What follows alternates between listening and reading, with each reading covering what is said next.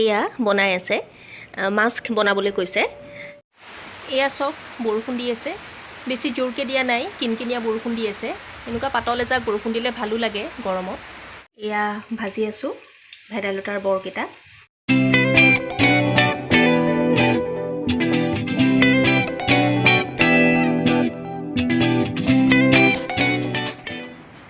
হাই everyone আলপনাছ কিচেনৰ আন এটা ভ্লগলৈ আপোনালোক সকলোকে স্বাগতম জনাইছোঁ আজি দেওবাৰ ভাবিলোঁ দেওবাৰ স্পেচিয়েল একো নাই তথাপি এটা ভ্লগ বনাওঁ বুলি ভাবিলোঁ কিনো কৰোঁ দিনটো তাকে অকণমান শ্বেয়াৰ কৰোঁ আপোনালোকৰ লগত এতিয়া বাজিছে 11টালৈ 5 মিনিট আছে ব্ৰেকফাষ্ট নাই খোৱা বনাই হৈ গ'ল ব্ৰেকফাষ্ট ৰেচিপিটো শ্বেয়াৰ কৰা নহ'লে আৰু চিম্পলকৈ বনাইছোঁ সকলোৱে জানেই ৰেচিপিখিনি সেইকাৰণে শ্বেয়াৰ নকৰিলোঁ আৰু কিন্তু দেখুৱাম কি খাইছোঁ গতিকে এতিয়াৰ পৰা আৰম্ভ কৰোঁ বলক ভ্লগটো আৰু লগতে এইখিনিতে যিসকলে নতুনকৈ চাই আছে মোৰ চেনেলটো তেওঁলোকে যেন ছাবস্ক্ৰাইব কৰে আৰু লগতে বেল আইকনটো টিপি অল কৰি ল'ব তেতিয়া মোৰ আহিবলগীয়া ভিডিঅ'বিলাকৰ ন'টিফিকেশ্যন পাব আপোনালোকে তেনেহ'লে আহক আৰম্ভ কৰোঁ ভ্লগটো আজি ব্ৰেকফাষ্টত এয়া খাইছোঁ এয়া কণীৰ ভুৰ্জি বনাইছোঁ আৰু এয়া পিঠাগুড়ি চাউলৰ গুড়িৰ ডোচা এক প্ৰকাৰ পাতিচেপেটাই আৰু আজি এয়াকে খাম আৰু এইখিনিয়ে আৰু আজি ব্ৰেকফাষ্ট পাতিচেপেটা সকলোৱে জানেই বনাব পিঠাগুড়িত পানী দি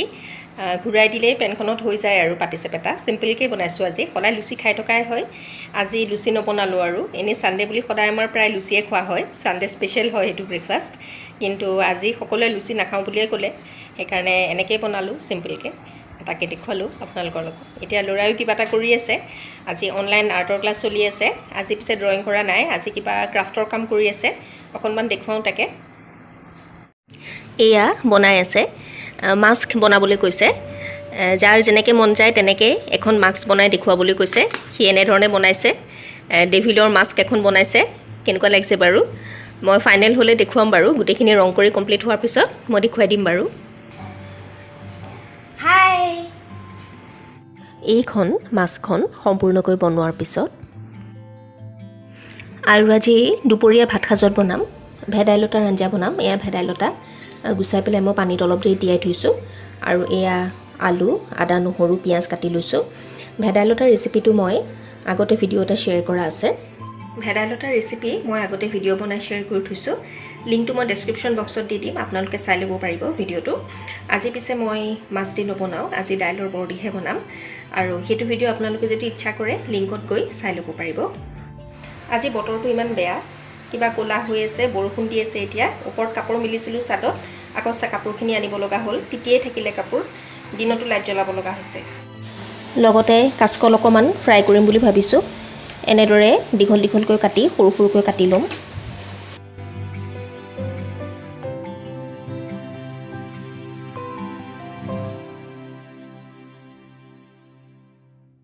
এয়া এনেদৰে মিহি মিহিকৈ কাটি লৈছোঁ এয়া চব বৰষুণ দি আছে বেছি জোৰকৈ দিয়া নাই কিনকিনিয়া বৰষুণ দি আছে এনেকুৱা পাতল এজাক বৰষুণ দিলে ভালো লাগে গৰমত লগতে ভেদাইলতাৰ বৰ কেইটামান বনাওঁ বুলি ভাবিছোঁ এয়া দাইলৰ পেষ্টৰ লগতে ভেদাইলতা অলপ মিহলাই লৈছোঁ আৰু ইয়াতে অকণমান পিঁয়াজ কাটি লৈছোঁ এইফালে এয়া ইয়াতে ভাত হৈ গ'ল এয়া ভাজি আছোঁ ভেদাইলতাৰ বৰকেইটা আৰু এইফালে ভেদাইলতাৰ আঞ্জা ৰেডি হৈ গৈছে আৰু এয়া কাচকল ভাজি এয়া ভেদাইলতাৰ বৰকেইটা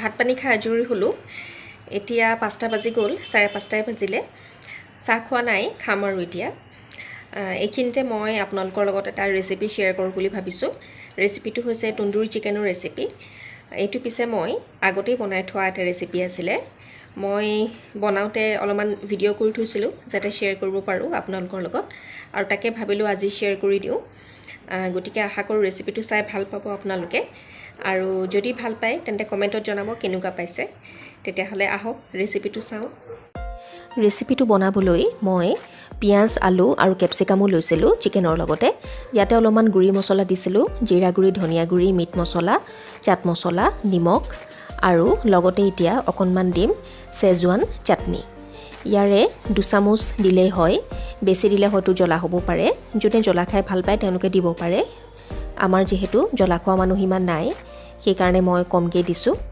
এতিয়া গোটেইখিনি ভালদৰে মিহলাই ল'ব লাগিব। লগতে মই অকণমান দৈও দিছিলোঁ। গোটেইখিনি মছলা এতিয়া চিকেন আৰু পাচলিখিনিৰ গাত ভালদৰে সানি ল'ব লাগিব।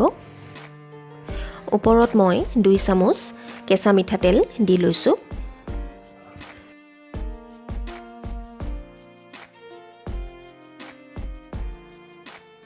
এতিয়া আকৌ এবাৰ ভালদৰে সানি ল'ম।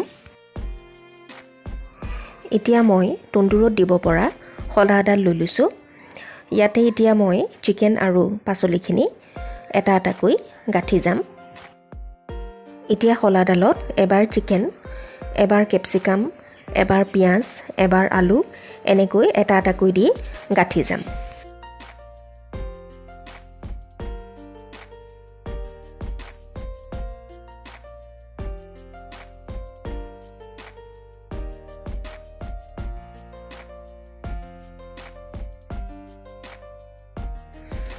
এয়া মই দ্বিতীয় এডাল শলাও এনেদৰে ৰেডি কৰি ল'লোঁ আৰু লগতে আৰু এডাল লৈ লৈছোঁ। এনেকৈ 3ডাল শলাত মই সুমুৱাই লৈছোঁ। এতিয়া মই ওভেনৰ ট্ৰেখনত অকণমান মিঠাতেল সানি লৈছোঁ। ইয়াতে এতিয়া তৈয়াৰ কৰি লোৱা শলাকেইডাল দি দিম।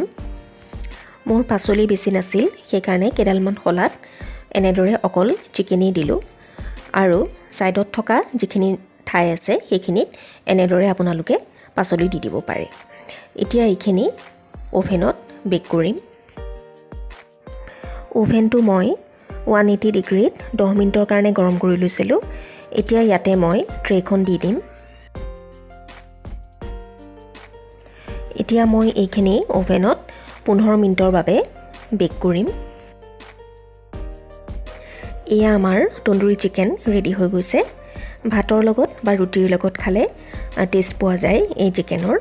আশা কৰোঁ আপোনালোকে ভাল পাইছে ৰেচিপিটো আৰু ঘৰত বনাই ট্ৰাই কৰি চাব। আশা কৰোঁ আপোনালোকে ব্লগটো ভাল পাইছে আৰু যদি ভাল পাইছে তেনেহ'লে লাইক কৰিব, কমেণ্ট কৰিব আৰু লগতে নিজৰ বন্ধুবৰ্গৰ লগত শ্বেয়াৰো কৰিব। তেতিয়াহে মই আগবাঢ়ি যাবলৈ সুবিধা পাম। আপোনালোকৰ সহযোগ আশা কৰিছোঁ। আৰু যিসকলে নতুনকৈ চাই আছে মোৰ চেনেলটো তেওঁলোকে যেন ছাবস্ক্ৰাইব কৰে আৰু ওচৰতে থকা বেল আইকনটো টিপি অল কৰি ল'ব। তেতিয়া মোৰ আহিবলগীয়া ভিডিঅ'বিলাকৰ ন'টিফিকেশ্যন আগতে পাব। গতিকে আৰু এটা ব্লগ লৈ অহাৰ প্ৰতিশ্ৰুতিৰে আজিলৈ আহিছোঁ। ধন্যবাদ।